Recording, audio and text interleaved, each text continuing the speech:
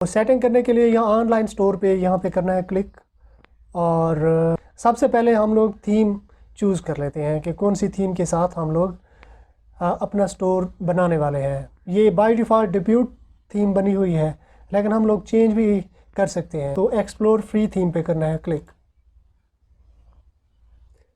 तो यहाँ पे ये थीम्स दी गई है, आपने अपनी मर्ज़ी से कोई थीम सेलेक्ट कर लेनी है।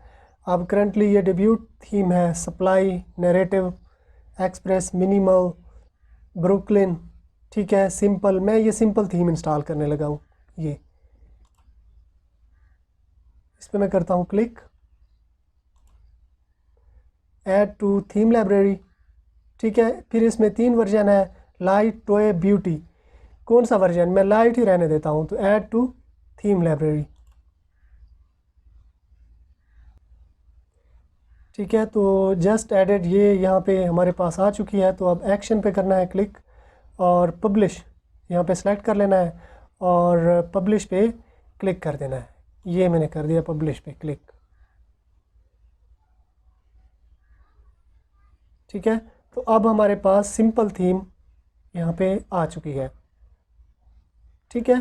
थीम हम लोगों ने सेट कर ली। अब हम लोग थोड़े से पेज बना लेते हैं।